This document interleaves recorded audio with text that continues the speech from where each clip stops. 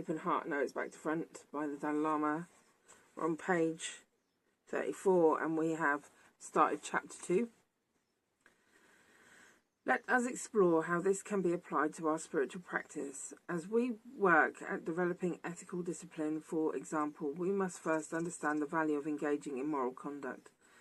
Moral conduct. For Buddhists, ethical behaviour means avoiding the 10 non-virtuous actions.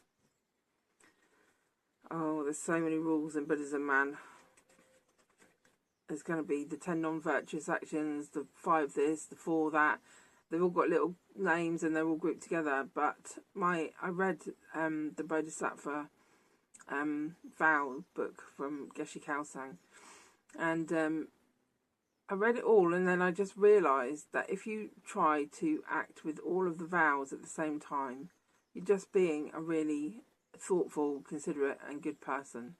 So it was an eye-opener to me that that's what the Dharma was about. It wasn't so much, it's not, there's this phrase, isn't there? It is not the moon, it's the finger pointing at the moon. So it's very hard to explain, but all of these words are just pointing to an inner state of happiness or inner state of kindness and maturity. And it's so that it's not so much that you have to follow the rules. It's supposed to be taking you to this really mature state.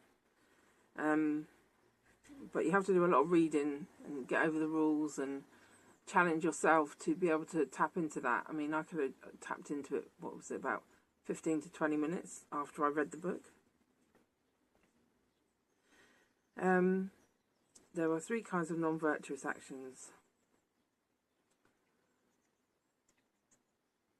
Acts done by the body, actions expressed by speech, and non-virtuous thoughts of mind. It's very important here to understand with Buddhism. Non-virtuous. Another way of describing non-virtue in Buddhism is to say non-beneficial. So it's not like Christian stuff, where there's sin and you're going to be judged and go to hell. It's more about if you follow this, and virtue is more a state of peace and calm and kindness, obviously, but it's not the same emphasis as Christian stuff. Is it beneficial? Is it helping you, or is it helping their path? If you can help their path, it's difficult to be able to tell what's going on in someone else's mind.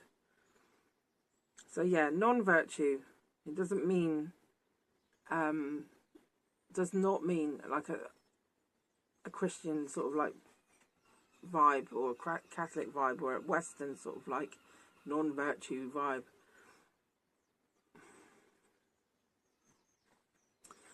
And non-virtuous thoughts of the mind. We refrain from the 3 non-virtuous actions of body: killing, stealing and sexual misconduct.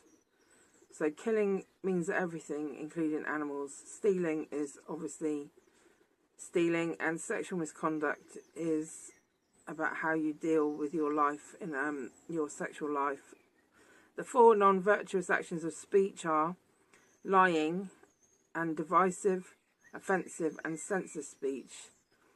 Lying, divisive, offensive and senseless speech. And the thing with it is, like when I was a nun, I tried to practice honesty. Because I had this realisation really early on that if you can live your life fully honest, you don't have to, which I've got no memory, as anyone who knows me knows, you don't have to remember anything. You can just be yourself wherever you are. So the lying bit I got completely. Divisive is a bit like lying, because if you're starting to be all like divisive, then you've got some plans and shenanigans going on in your mind. But we often do divisive in the sense that we try to create things that are better for us. So we just try to twist reality around us to make us look better. Offensive is fair enough. And senseless, again, is the focus of senseless isn't so much like, you know, comedy or anything like that, because Tibetan Buddhism is very keen, not NKT, I need to add, but wider Tibetan Buddhism is all about laughing. So So, yeah, censored speech doesn't mean having fun. It just means talking nonsense, maybe. And the 3 non-virtuous actions of mind: covetousness, malice, and wrong views. Malice and wrong views. And wrong views are obviously, when you get to know Buddhism, they're all about the stuff that keeps us stuck with our attachments and all of that, and our delusions. Again, it's not a sin-based thing. Covetousness and malice, I think that's fair enough. We can appreciate that developing such restraint is only possible once we have recognised the consequences of these actions. For example, what is wrong with censored speech? What are the consequences of indulging in it? We must first reflect on the way idle gossip leads us to speak badly of others, wastes a lot of time, and leaves us unfulfilled. We then consider the attitude we have towards people who gossip, how we really don't trust them and would not feel confident in asking their advice or confiding in them. Maybe you can think of other aspects of censored speech that are unpleasant. Getting some homework there. Such reflection helps us restrain ourselves when we are tempted to gossip.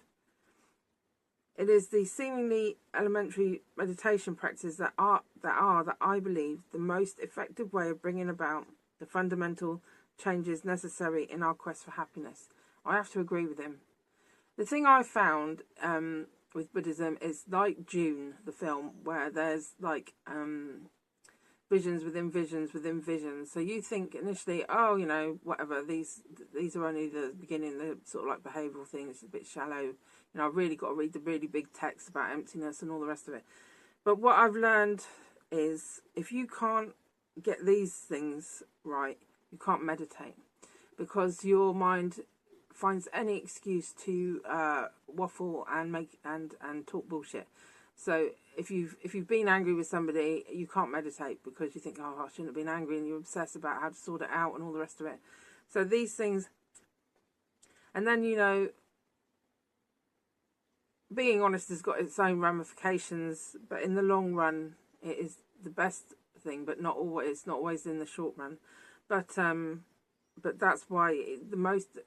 You think these aren't profound, but if you sit with them, you'll find they're profound. I've got a little bit longer. The 3 jewels of refuge.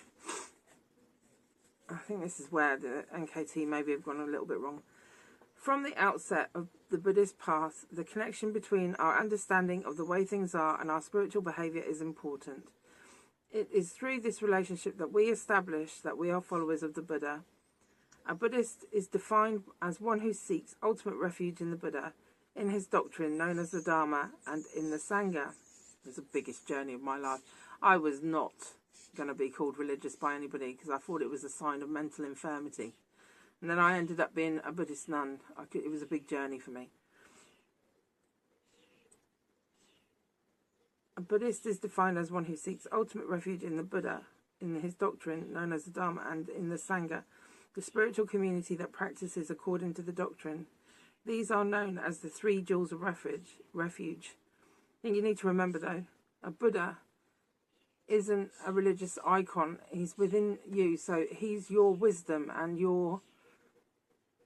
humanity's divine wisdom and understanding of reality. So although we will project like an Tibetan Indian vibe or some kind of intrinsic racist vibe if you're white, or, you know, like some kind of cultural thing about jewelry or something, the Buddha is beyond all that. He is our global awareness, consciousness, and stuff like that. So you do need to look beyond the clothes of the society he's been taught to us from, and the way humans see him, and try and contact Buddha through your understanding of what wisdom is and what your understanding of what kindness is, and, you know, through your best humanity. That's how you find out what Buddha is. So you take refuge in the Buddha, not in the picture of Buddha or the society's idea of Buddha, but in your understanding of wisdom and maturity. And then, so that when you then turn to the scriptures, which is the Dharma,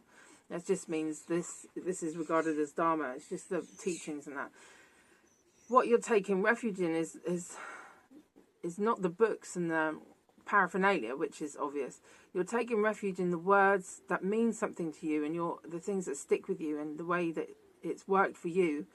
And you take refuge in constantly learning the new ways of seeing things and testing yourself and opening up, and you know, and however that takes you. Like some people, like me, it took me to become a nun. Other people, it takes them to become something else. Like now it's taken me to become a mum. So, you know, you follow your understanding of the Dharma, and that's the Dharma. Remembering we can always learn something. And then Sangha, that's your friends who are your like-minded friends. And just because, as you're all going to know, I'm going to say this, but just because you have got friends, you feel like they're your friends and they run the same group as you, Dharma group or whatever, doesn't mean that they're your Sangha. Your Sangha are people that take you closer to this clarity and this wisdom, and support you to be the best you can be. Okay.